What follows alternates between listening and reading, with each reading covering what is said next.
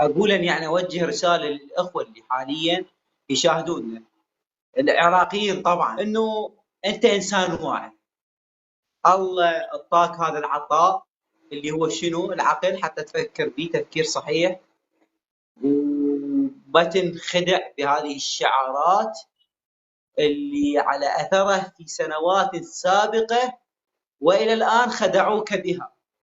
يابا دافعوا عن عرضك، دافعوا عن كذا وما ادري شنو، انا الي تاريخ، وقاتلت ضد النظام صدام النظام الاسبق، ولخلق من هاي الامور. لا، انت انسان واعي. هذه الشعارات وهذه العناوين البراقه ما فادت في السابق. جيد، فخليك تكون انسان عمل. هذا الانسان اللي انت تريد تعطي صوتك اليه راح تشاركه في كل فعل. اذا صعد، اذا سرق راح تكون سارق مثله، اذا قتل راح تكون قاتل مثله. فانت لازم تتحمل هاي المسؤوليه حتى تعرف عظم هاي المسؤوليه.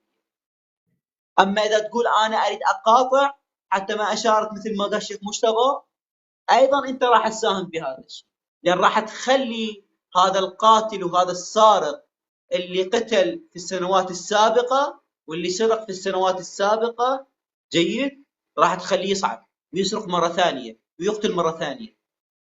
ماكو فائده. ايضا راح تكون ايضا شريك له في الاثم. فانت انسان واعي، تختار الانسان الامثل الاكمل اللي يفيدك، مو يفيدك، اللي يفيد المجتمع.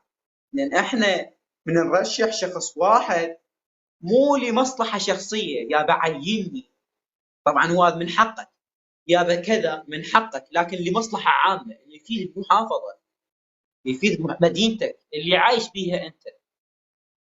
فالله الله ببلدكم، والله الله بالاسلام، حتى لا يكون فريسه للطغاة.